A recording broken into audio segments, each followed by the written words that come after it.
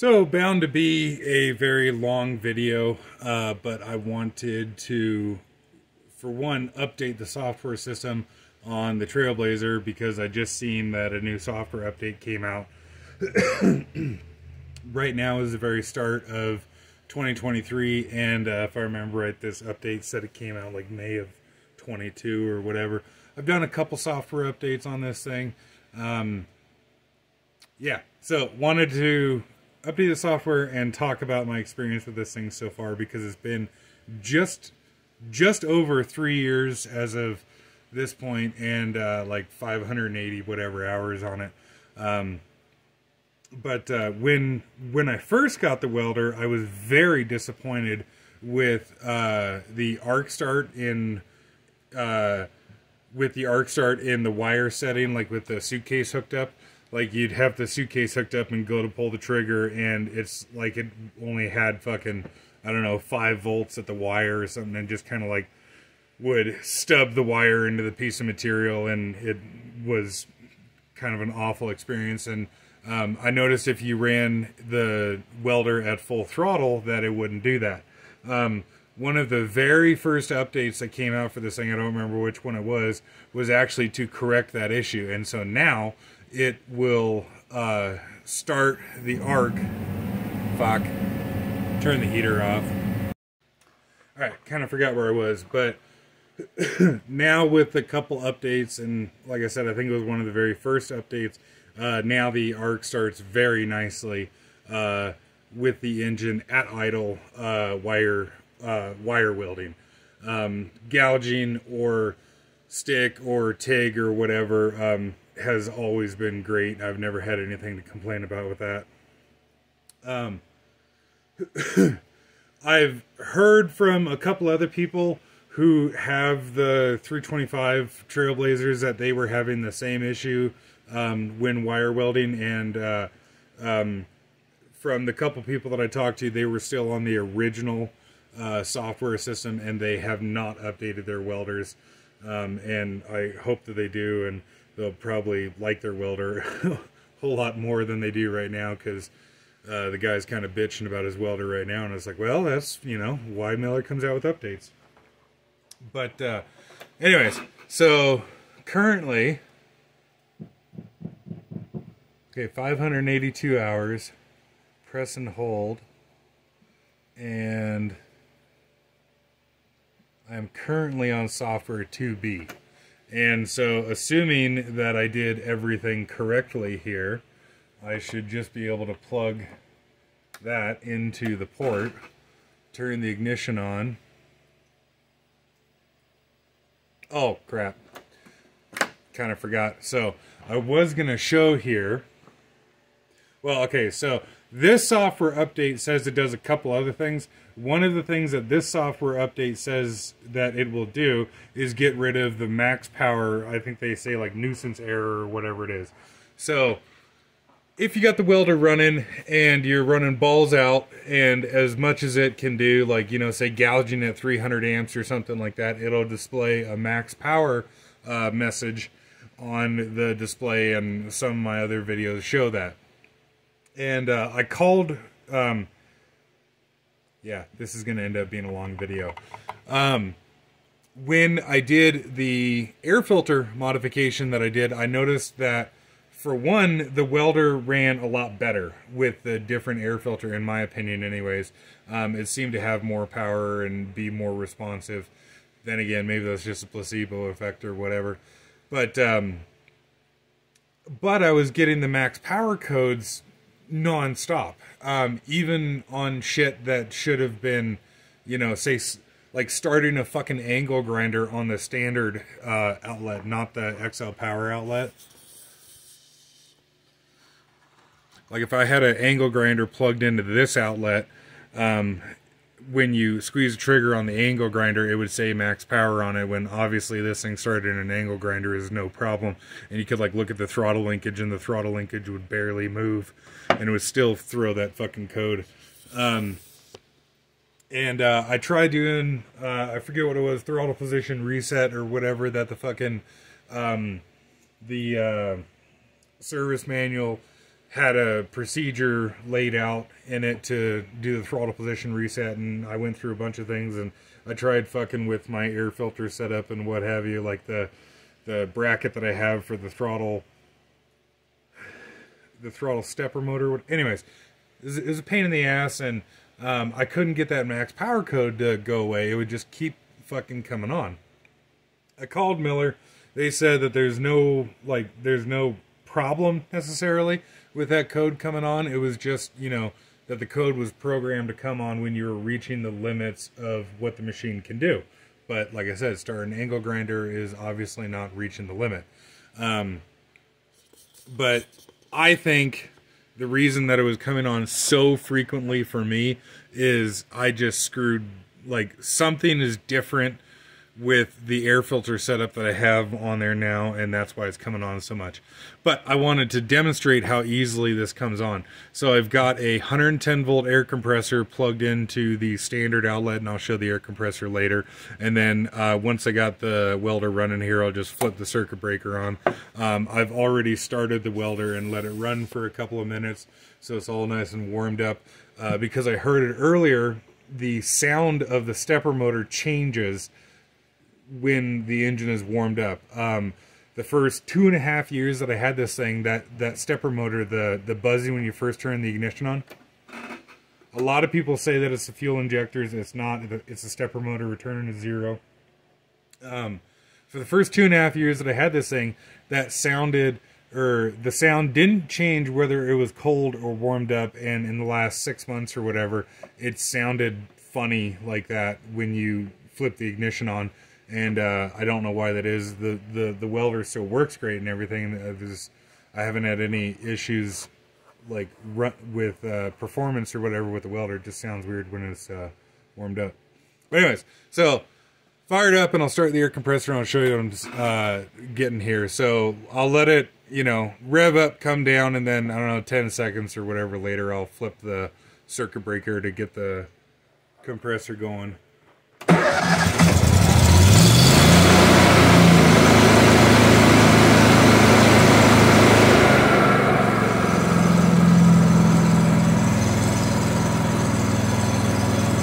So flipping the breaker now.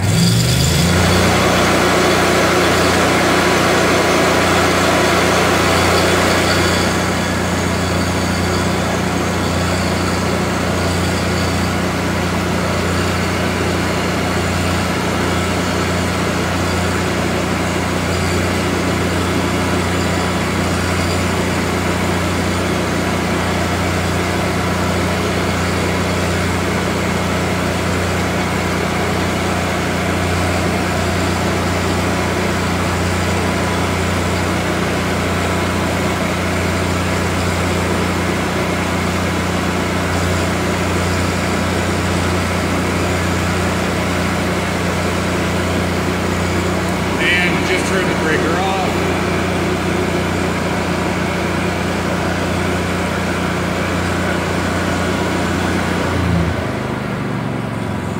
And I'll turn it back on.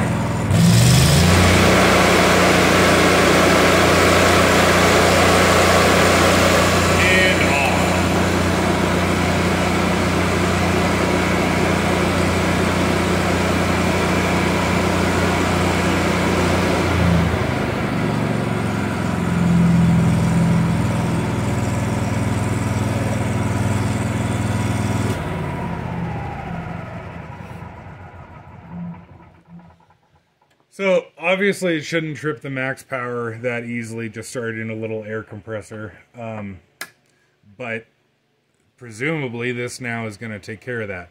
So download the software update to a little thumb drive, and then you got to like unpack it, I guess. Click on it and say, yeah, I accept the terms of Miller and blah, blah, blah. Stick the USB in, install all, yes. And now it's going to do its disco light thing. First time I did that, I like kind of shit myself that something had gone wrong or whatever. And, you know, it was doing a countdown until it like self-destructed or something. But done a couple software updates now, and this is what it always does. But while we're waiting for that, I'll show you the little compressor that I got. So got this little compressor mounted on the truck now, which is fantastic. I love it. It's a really sweet little compressor. Got continuous run valve on it and what have you. And the motor is actually set up for 110 or 220 at the flip of a switch, which is pretty convenient. It makes like the perfect amount of air to run the plasma cutter or like a needle scaler or what have you. And so it's great having this little guy on here to run off the Trailblazer if the Trailblazer is already running. Obviously it doesn't make sense to run the Trailblazer to power such a small air compressor if you only want air. But like I said, running the plasma cutter or running a needle scaler or like, you know, any kind of little air grinder or something like that for a short period of time. Obviously this won't run like an air grinder continuously, but if you only got to buzz something here and there, it's pretty nice. And then, of course I have this compressor on the truck as well too. And this is about 25 CFM of air when it's running. And I used to have this hooked up to the fuel tank on my Honda welder, and it was just a gravity feed setup. But when I took the Honda welder off, I was just running off this little bullshit 1 gallon fuel tank. And it took me quite a while to do it. But I finally got the Big Quincy hooked up to the Trailblazer's fuel tank. So got a little T coming off the standpipe for the fuel tank here, and I did actually pull that little draw straw or standpipe, whatever you want to call it.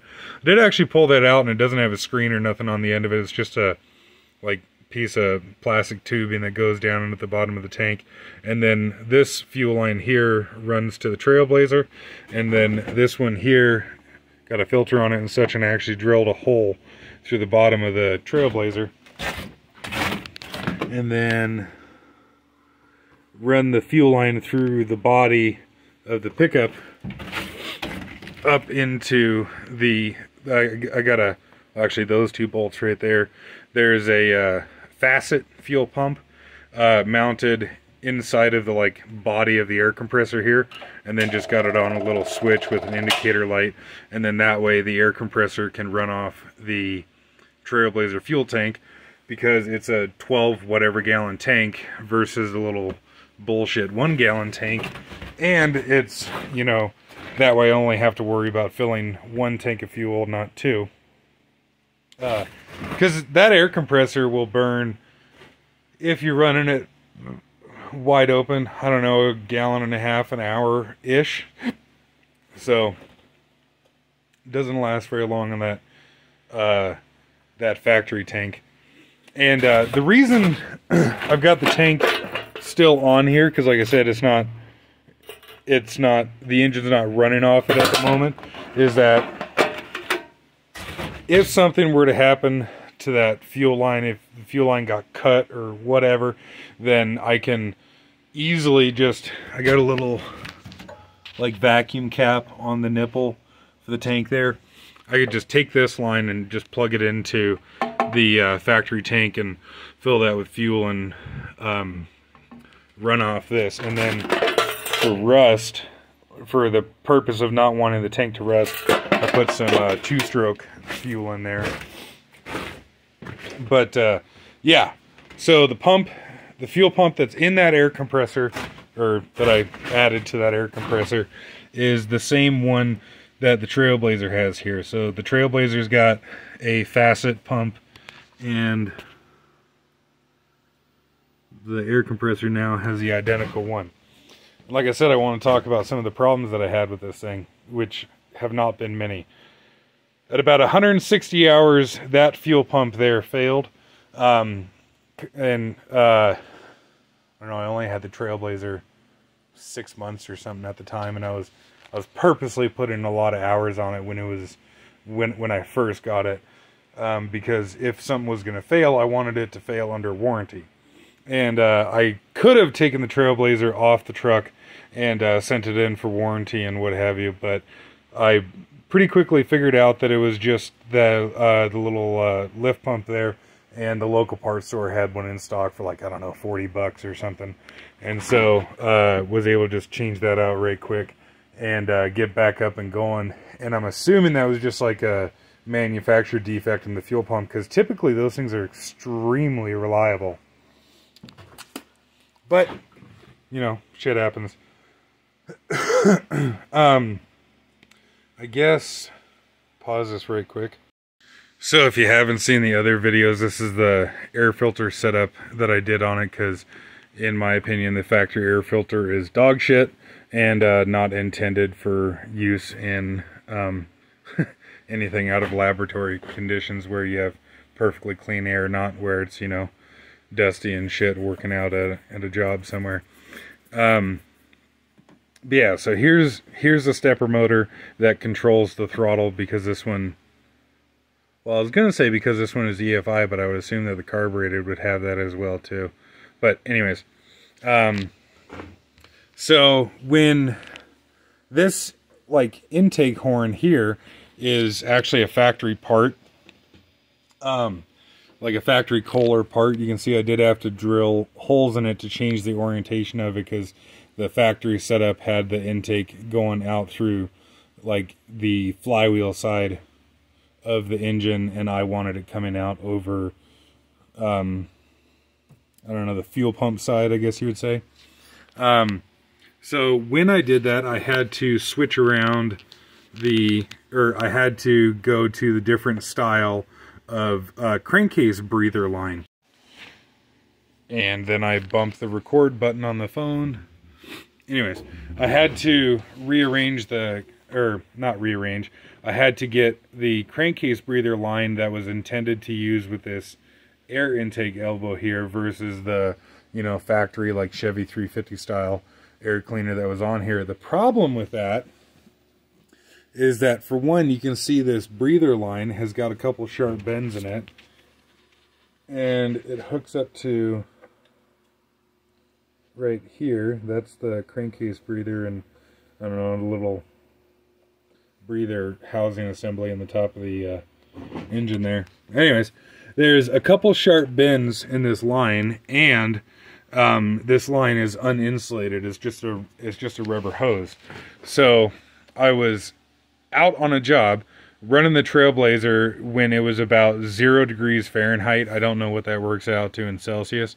And Trailblazer's running away, and everything was cool, and it was making power and doing what it was supposed to do. And then I turn around and I look at it, and there's just fucking smoke pouring out of the vents, like the exhaust vents of the welder here, just fucking like blowing white smoke out. And I was like, oh fuck, what the hell happened? You know, I thought, like, I don't know, the generator head had shorted out and it smoked all the wires in the generator head or something. Lo and behold, come to find out, what had happened is that it had built up, or sorry, actually that didn't pop out.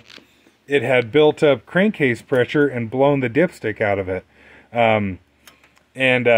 The reason that it built up crankcase pressure is that the condensation in the blow-by had built up in the line here and then froze and blocked off the crankcase vent line here.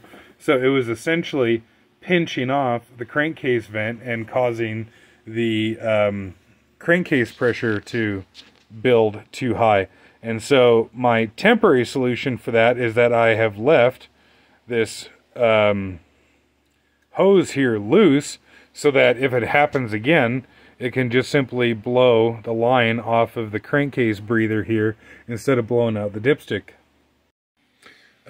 Because when it blew out the dipstick, there was a bunch of, like I said, crankcase pressure built up, and it blew a bunch of oil out of the dipstick tube. That oil got on the exhaust and created a bunch of smoke. The reason that people don't have an issue with this in the factory setup is that in the factory setup, this hose is straight, or more or less straight anyways. It basically just comes off the top of the engine there into the air cleaner, and it just dumps the water vapor in the air cleaner, gets sucked in the intake, and everything's cool. Like I said, with this being uninsulated and having the sharp bends in there, ice will build up in the bends and block it off. this is not a problem that's isolated to this engine. Really anything that has a crankcase breather line that has a lot of bends in it that's used in cold temperatures will experience that problem. The little Honda 2000 generators actually have like an Arctic kit, quote unquote. That's a little crankcase breather line heater, and I actually have one of those I need to put on my little Honda, and I just haven't got around to yet, but I'll make a video of it when I do. I haven't come up with a good solution for this yet. Like I said, the solution so far is just leaving the clamp off of the end of that hose right there. And what do you know, apparently I talked for long enough that the software update is done. So I'll talk more about the other things and then we'll try that deal again. So the other problem that I had with it was self-induced. It was entirely my own fault because I didn't understand how the wiring on this thing worked out. So in the owner's manual for this thing, they tell you hook up the jumper cables, like if you're using the battery charge function, hook up the jumper cables and then flip the switch on and flip the switch back off again before disconnecting the jumper cables. I don't know why that necessarily makes a difference, but they do tell you that in there. And so I've been very aware of that and have not disconnected things unless the switch is in the off position. What I didn't know, and I guess see where I'm going with this in a second, is that I didn't know that on the Anderson connector here, because if you watch some of my other videos, the battery charge function works by voltage controlling the weld output, and the weld cables from the positive and the negative on the constant current side go straight up to the Anderson connector, and you can actually you can use the battery charge function through the weld terminals, if that makes sense. So anyways, I had the Anderson connector here. I had an Anderson extension cord plugged into here and plugged into the Anderson on the back of my pickup. I had then laid the ground clamp on the vise of my pickup, and it started arcing like crazy, and I was like, what the fuck is going on? And so I pulled the ground clamp off of my vise. I was like, what the fuck was that? Like, that was really fucking weird. And if I remember, I think I was charging my pickup at the time. I don't know, I can't remember. And then laid the ground down there again and started arcing out all over the vise, and I pulled the ground clamp off again. I was like, what the fuck is going on? Well, come to find out, you know, got obviously a positive and negative in the Anderson here. You would think that when you got the battery charge switch off, you would think that both of these positive and negatives are switched off, like the contactors are opened up on both of these. Come to find out, the contactor is only on the negative side, so the positive side always has, or the positive lug is always hot, and so the positive was plugged into my pickup, and then I had set the negative from the weld terminal on the vise, and that, you know, was arcing things out and what have you. And yeah, I can't remember if I was in the weld setting or what the deal was. But anyways, after that, the battery charger quit working, and I was kind of pissed off about that. And I didn't know what I had done at the time. And I went through the service manual for the Trailblazer, and I couldn't figure it out. So I drove out to the local welder repair shop, and he had, you know, looked at it and what have you, and did his tests, and he said, okay, well, come to find out, we have to replace the battery charge board. And the welder was under warranty. So I was like, okay, well, that sucks, but, you know, hey, at least it happened under warranty, so no big deal. Just call me when you get the battery charge board in. And so a couple weeks went by or whatever, and he called me and said that the battery charge board had come in, and, you know, come on down, we'll get it fixed up. When I got down there, he said that on the older style Trailblazers, when you had when you had an issue like that of, say, arcing through the battery charger, whether it be disconnecting the battery cable clamps or, you know, the clusterfuck that I did, that it would smoke the battery charge board. Like, it would destroy that board. On these updated Trailblazers, they actually have a fuse on them. And so he didn't know that, because apparently this was the first welder that he had seen that had that updated battery charge board on there. So come to find out, we opened it up, put a 1 cent fuse in it, and everything was hunky-dory after that. And Miller had actually sent him a battery charge board that had the fuse on it in case mine didn't have the updated board, or in case it did actually damage the board. Come to find out, it was just a fuse, and so no big deal. And so I guess I should explain, like, where that is. So when you get the battery charge version, it, at least in, this is a 2019. Yeah. This was built October of 2019, if I'm not mistaken. So maybe the newer welders are different or whatever. But when you get the battery charge function, it gets rid of the arc reach capability. And so where the arc reach board would go is replaced with a battery charge board when you get the battery charge option. And so that board is basically right behind the 220 volt socket here, maybe 4 inches behind the faceplate or whatever. And like I was saying, if you have arc reach, that's where the arc reach board is. If you have the battery charge, that's where the battery charge board is. And presumably, if yours was built after October of 2019, then you have the fuse on that board. So if the battery charger quits, that's one thing worth checking. So yeah, I had those 3 problems. I guess if you want to say 2 of which were self-induced, as far as blowing the dipstick out and popping the fuse on the battery charger board. But other than that, this thing has been absolutely outstanding. I fucking love it. Does really everything that I could ask of it, minus the fact that I really wish it had an air compressor. And I don't know, I'll just keep bugging Miller until they come out with a 325 air pack or whatever, because sure would be cool if it had one of those. Yeah, the warranty just expired on this thing a couple days ago, actually, and so now it's now it's all in my hands if something goes wrong with it. But at the same time, you know, I've got nearly 600 hours on it, so I think I should be in pretty good shape, and not gonna have, or hopefully, anyways, if it was gonna do something funky, it probably would have done it already, like that fuel lift pump that failed on it.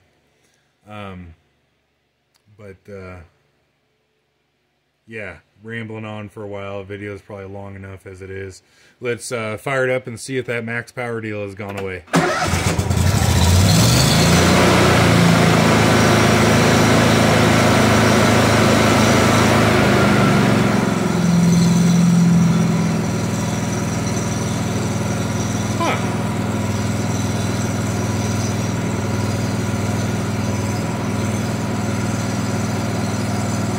Okay, so flipping the circuit breaker on now.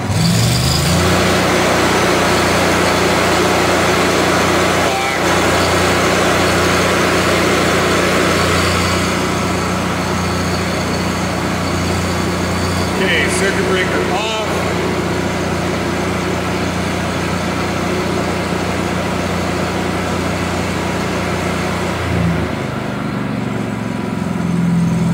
Check and see if it did actually 2D, yeah, that's what it's supposed to be. So circuit breaker on.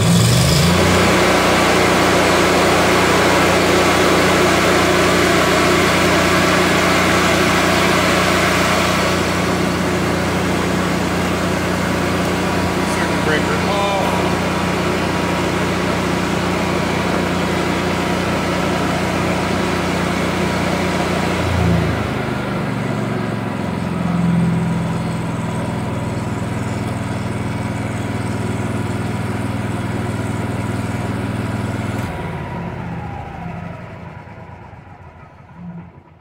Well, that is very frustrating. I was really hoping it was going to take care of that. But I mean, I don't know. I'd be curious if anyone else has had a similar issue or what have you, or if anyone else has noticed that the 2D software has fixed that issue. But it certainly didn't for me.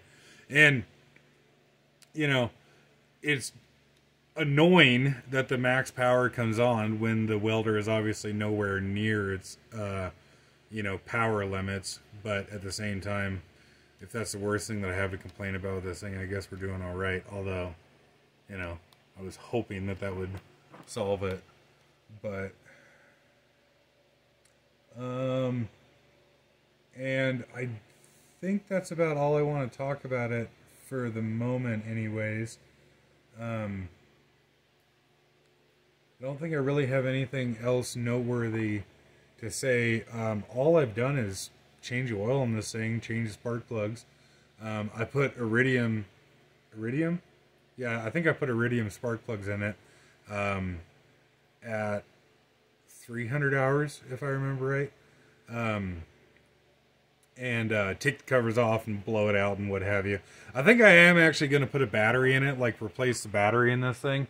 I'm not having any starting issues or anything, but you know, the battery's 3 years old, and I really, really, really want this thing to run and just always be good and happy and ready to go at a moment's notice. And it's not like the battery that I take out of this will go to waste. I'll just simply put it in my pressure washer. The battery that's currently in my pressure washer is much older than this one and is starting to show its age. So I'll just, you know, do a battery hand-me-down and get a fresh one in this. And really, I think that's, you know, about all that I really got to do to this thing. Miller says to check the brushes at 1,000 hours. Obviously, I got a little ways to go before that yet. But, yeah, any questions or whatever, let me know. And as I use this thing and put more time on it now with that software update, I'll see if, for whatever reason, anything changes. But I was sure hoping that that right there would get that code to go away. But it obviously didn't.